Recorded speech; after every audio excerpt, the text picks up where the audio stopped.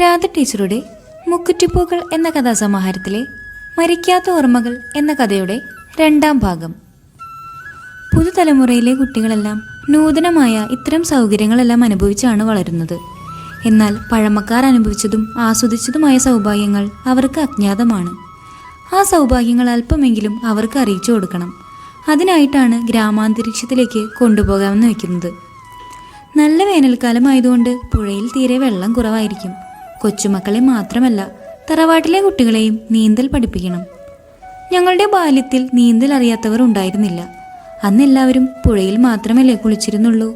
അന്നത്തെ ഏറ്റവും വലിയ വിനോദമായിരുന്നത് പുഴയിലേക്കുള്ള എടുത്തുചാട്ടവും നീന്തൽ അഭ്യാസവുമായിരുന്നു. ഇന്നുള്ളവർ പുഴയെ കാണുന്നുമില്ല, അറിയുന്നുമില്ല. വടക്കേതിലെ മീനാക്ഷിയിടത്തിയാണ് എന്നെ നീന്താൻ പഠിപ്പിച്ചത്. പുഴയിലെ ആഴം കുറഞ്ഞ ഭാഗത്ത് കൊണ്ടുപോയി കൈത്തണ്ടയിൽ കിടത്തി കൈക്കാലിട്ടടിച്ച് നീന്താൻ പറയും. അങ്ങനെ വളരെ നാളത്തെ അധ്വാനം കൊണ്ടാണ് നീന്താൻ പഠിച്ചത്. ഏട്ടന്മാർ വാഴപ്പിണ്ടി കൂട്ടിക്കെട്ടി അതിൽ പിടിച്ചാണ് നീന്താൻ പഠിച്ചത്. അവരുടെ കൂടെ വാസുവേട്ടനും കുട്ടേട്ടനും ഉണ്ടായിരിക്കും. നന്നായി നീന്തൽ പഠിച്ചു എന്ന ചിന്തയുണ്ടായപ്പോൾ പുഴയുടെ ആഴമുള്ള ഭാഗത്തേക്ക് നീന്തിയാലോ എന്ന് തോന്നലുണ്ടായി. അങ്ങനെ ഞാനും രമയും ഒരു ദിവസം ഒന്നിച്ചു നീന്തി അരയ്ക്കൊപ്പം വെള്ളത്തിൽ ചെന്നു നിന്നു. അവിടെ അയിത്തക്കാരിയായ പാപ്പിയമ്മ കുളിച്ചുകൊണ്ട് നിൽപ്പുണ്ടായിരുന്നു. ഞങ്ങളുടെ സാന്നിധ്യം അവർക്കിഷ്ടമായില്ല.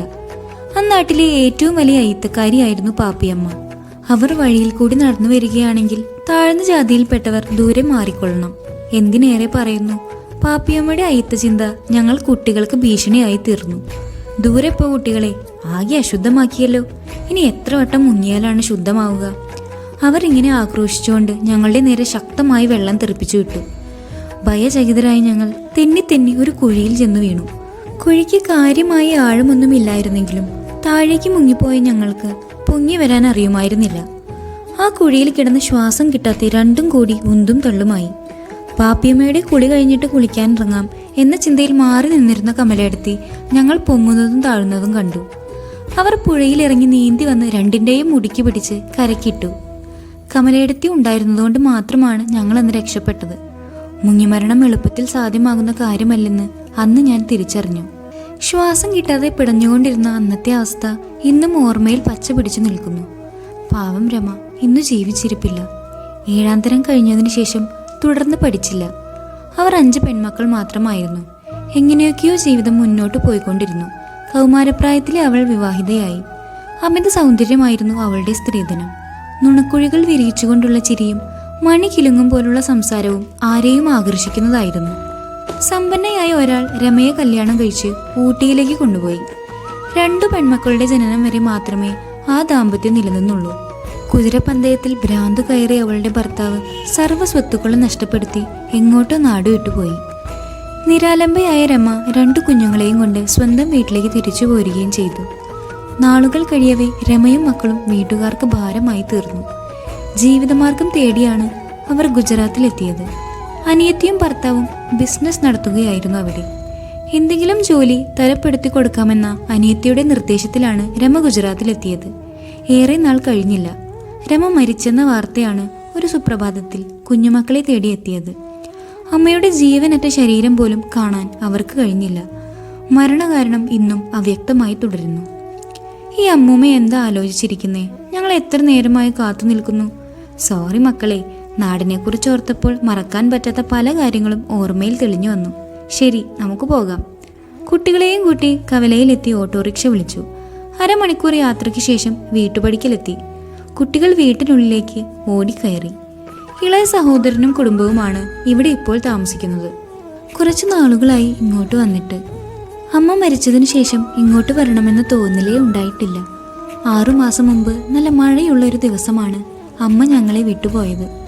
വാർദ്ധക്യ സഹജമായ അസുഖങ്ങൾ കൊണ്ട് 1 കൊല്ലത്തോളം കിടപ്പിലായിരുന്നു. പട്ടണത്തിലെ പ്രസിദ്ധമായ ആശുപത്രിയിലെ ഡോക്ടറുടെ ചികിത്സ തന്നെയാണ് അമ്മയ്ക്ക് ലഭിച്ചിരുന്നത്. അമ്മയ്ക്ക് ആവശ്യമുള്ള മരുന്നുകളും ന്യൂട്രീഷൻ ഫുഡുകളും പഴവർഗ്ഗങ്ങളുമായി ഞാൻ എത്തുമായിരുന്നു. ആഴ്ചതോറും 2 ദിവസം പരിചരിച്ചിട്ടേ പോകുമായിരുന്നുള്ളൂ. എൻ്റെ സാമീപ്യം അമ്മയ്ക്ക് വലിയ ആശ്വാസമായിരുന്നു. കിടപ്പിലായ മാതാപിതാക്കൾക്ക് ഇഷ്ടപ്പെട്ട ആഹാരവും സൗമ്യമായ സംസാര രീതിയും സ്നേഹത്തോടെയുള്ള പരിചരണവുമാണ് അത്യാവശ്യമായിട്ടുള്ളത്. അതവരുടെ മനസ്സിന് സന്തോഷവും സുരക്ഷിത ബോധവും നൽകുന്നു. ഇടയ്ക്കിടെ ബെഡ് സോർ വരുമായിരുന്നു. അപ്പോൾ ഡോക്ടറുടെ നിർദ്ദേശപ്രകാരം വ്രണമെല്ലാം സോപ്പിട്ട് കഴുകി ഈർപ്പം പോലും ഇല്ലാതെ ഒപ്പിയെടുത്ത് ഓയിൻമെന്റ് പുരട്ടി കൊടുക്കും. അങ്ങനെ ഇരിക്കെ ഒരു ദിവസം അമ്മ ബോധരഹിതയായി. ആശുപത്രിയിൽ എത്തിക്കുകയും വേണ്ടതായ പരിശോധനകൾ നടത്തുകയും ചെയ്തു. ഓക്സിജൻ മാസ്കും ഡ്രിപ്പുമായി ഒരാഴ്ച കിടന്നു. അതിനിടയിൽ ഡോക്ടറോട് ഞാൻ അസുഖ വിവരം തിരക്കി. അമ്മയ്ക്ക് കടുത്ത ന്യൂമോണിയ ബാധിച്ചിരിക്കുകയാണെന്ന് ഡോക്ടർ പറഞ്ഞു. ഒരു തുള്ളി വെള്ളം പോലും ഇറങ്ങുന്നുണ്ടായിരുന്നില്ല. വായിൽ നിന്ന് എപ്പോഴും കഫക്കട്ടകൾ പ്രവഹിച്ചുകൊണ്ടിരുന്നു. അതെല്ലാം തുടച്ചു കളഞ്ഞുകൊണ്ടും നെഞ്ചിൽ തടവി ആശ്വസിപ്പിച്ചുകൊണ്ടും ഞങ്ങളിരുന്നു. ഒരു പകൽ ശരീരമെല്ലാം തുടച്ചു വൃത്തിയാക്കി മറുവശത്തേക്ക് തിരിച്ചു കിടത്താൻ താങ്ങി പിടിച്ച് ശരീരത്തോട് ചേർത്ത് കിടത്തിയപ്പോൾ എൻ്റെ തോളിലേക്ക് ചാഞ്ഞ് യാത്രാമൊഴി എന്ന പോലെ നേരിയ ഒരു ശബ്ദം പുറപ്പെടുവിച്ചുകൊണ്ട് അമ്മ നിശബ്ദയായി.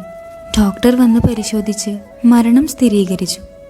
അത് കേട്ടപ്പോൾ ഞാൻ അറിയാതെ എൻ്റെ ഉള്ളിൽ നിന്ന് വന്ന തേങ്ങൽ മഴത്തുള്ളികൾക്കൊപ്പം അലിഞ്ഞു ചേർന്നില്ലാതെയായി. കഥയുടെ തുടർച്ച വിട്ടുപോകാതെ കേൾക്കാൻ ചാനൽ സബ്സ്ക്രൈബ് ചെയ്യുക.